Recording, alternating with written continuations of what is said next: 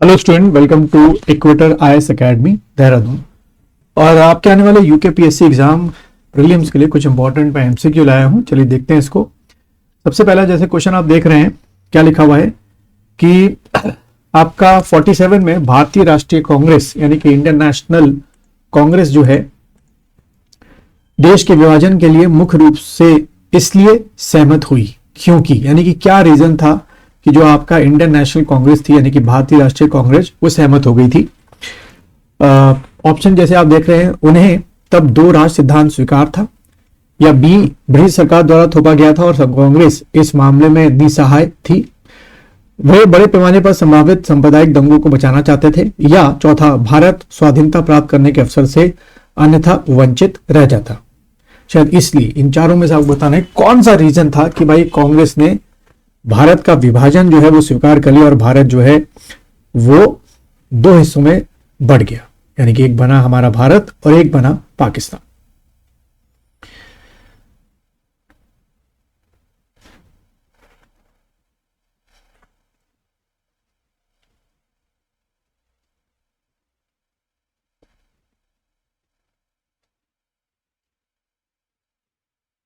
चलिए आंसर की बात करते हैं बच्चों। इसका जो आंसर है वो है आपका सी।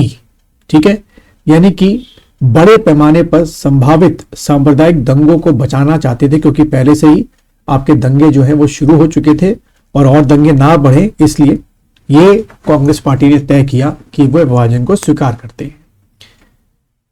चलिए अगले प्रश्न की तरफ बढ़ते हैं। अगला प्रश्न जैसे कि आपको आपकी स्क्रीन पे दिख रहा होगा, नई दिल्ली, ठीक है, नई दिल्ली में 47 में आयोजित अखिल भारतीय कांग्रेस समिति की बैठक में निम्न से किसने विभाजन के प्रस्ताव का समर्थन किया था? इनमें से कौन थे जिन्होंने समर्थन किया था? ऑप्शन जैसे दिख रहे हैं, गोविंद वल्लभ पंत, या सरदार वल्लभ भाई पटेल, या जेबी कृपलानी, या अबुल कलाम आजाद।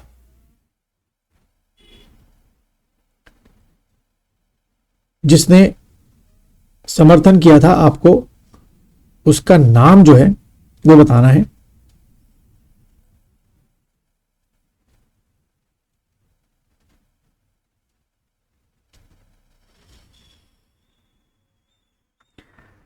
चलिए बच्चों, इसका जो आंसर है वो है आपका डी, यानी कि अबुल कलाम आजाद साहब ने जो है इस प्रपोजल का समर्थन किया था।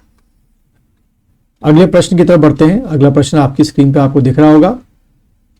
प्रश्न है आपका, निम्न में से किसने 47 के कांग्रेस कमेटी की बैठक द्वारा विभाजन के प्रस्ताव के पारित होने को राष्ट्रवाद का संप्रदायवाद पक्ष में समर्पण के रूप में लिया? यानी कि उन्होंने बोला कि भाई ये बहुत गलत हुआ है और ये राष्ट्रवाद की जगह आप संप्रदायवाद पक्ष में आपने समर्पण कर दिया है। और ऑप्शन जैसे आपके सामने दिख रहे हैं, डॉक्टर किशलू, या पुरुषोत्तम दास टंडन, या जवाहरलाल नेहरू, या जीबी पंत।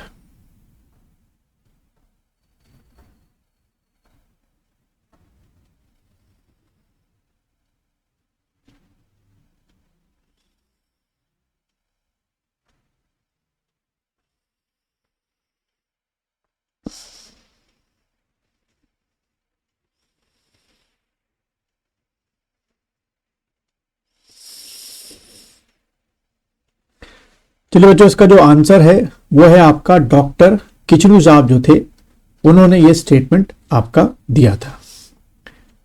अगले प्रश्न की तरफ बढ़ते हैं। अगला प्रश्न जैसे कि आपको दिख रहा है, लॉर्ड माउंटबेटन की अध्यक्षता में बनी विभाजन परिषद में भारतीय राष्ट्रीय कांग्रेस का प्रतिनिधित्व किसने किया था? ठीक है, यानी कि जो विभाजन डिवीजन हुआ था उसके लिए काउंसिल बनाई गई थी, तो उसमें आईएनसी की तरफ से रिप्रेजेंटेटिव कौन थे? चार ऑप्शन आपको दिख रहे हैं, अबुल कलाम आजाद, जवाहरलाल नेहरू, सरदार पटेल, या राजेंद्र प्रसाद।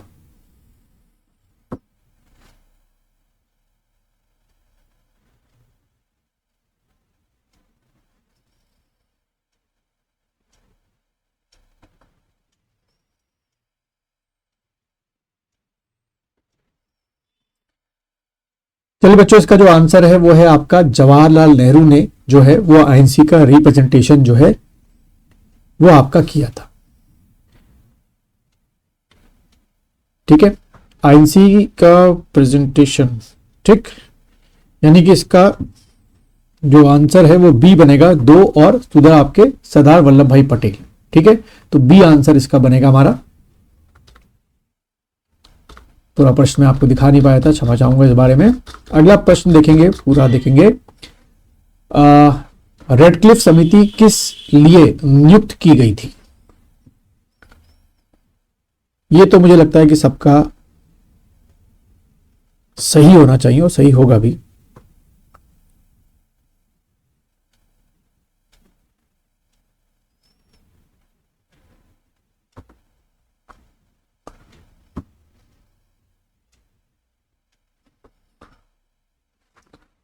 चलिए बच्चों, इसका जो आंसर है कि रेडक्लिफ जो है वो किसके लिए बनाई गई थी, रेडक्लिफ लाइन जो है, तो इसका जो आंसर है वो आपका है सी, यानी कि भारत और पाकिस्तान के बीच सीमाओं को निर्धारित करने के लिए। अगला प्रश्न देखेंगे आप लोग। भारत के विभाजन के विकल्प के रूप में गांधी जी ने माउंटबेटन को क्या सुझाव दिया था?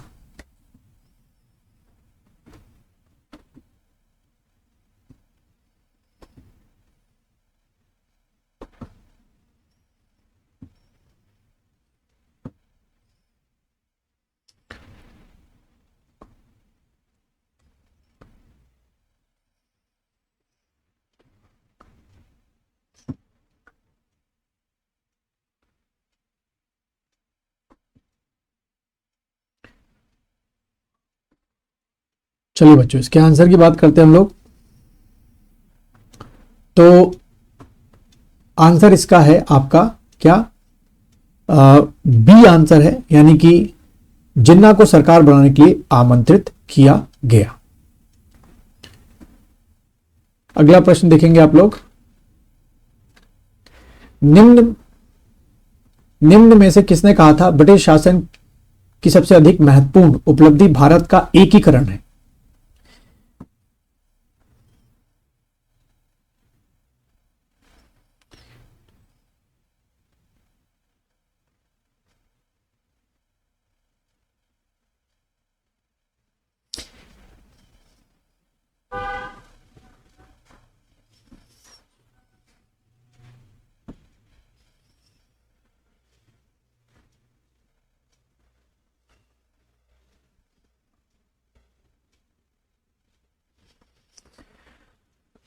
चलिए, तो बच्चों इसका जो आंसर है के एम पणिकर जो है, उन्होंने ये कहा था कि भाई ब्रिटिश का हमारे यहाँ सबसे इंपॉर्टेंट जो उपलब्धि है वो एकीकरण, यूनिफिकेशन हम लोग मानेंगे। उसके बाद अगला क्वेश्चन है, भारतीय राष्ट्रवाद ब्रिटिश राज का शिशु है, यह कथन किसका था?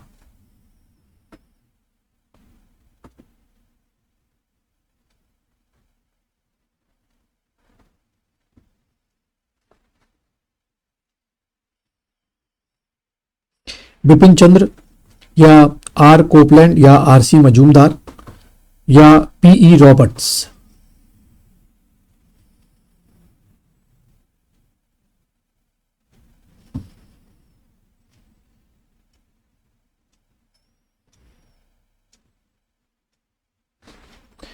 चलिए बच्चों, इसका जो आंसर है वो आपका है आर कोपलैंड। अगला प्रश्न है, 14-15 अगस्त 47 की मध्यरात्रि केंद्रीय असेंबली में इकबाल का गीत हिंदुस्तान हमारा तथा जनगण मन किसने गाया? बहुत ही अच्छा प्रश्न है, ये भी आ सकता है।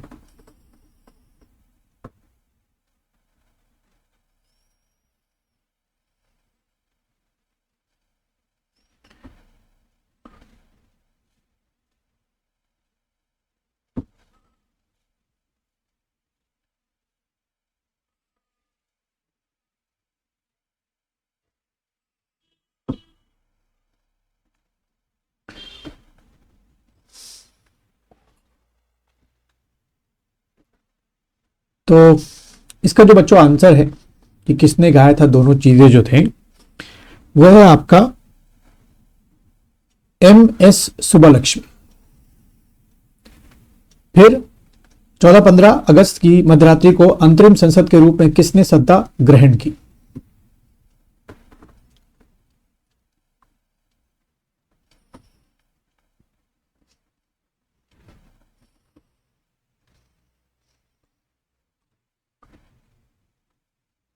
तो बच्चों इसका जो आंसर है वो आपका होगा संविधान सभा ने जो सत्ता था इंटरिम गवर्नमेंट, वही इसमें क्या बन गया, प्रधानमंत्री, होम मिनिस्टर, सब इसी के अंदर बन गए थे।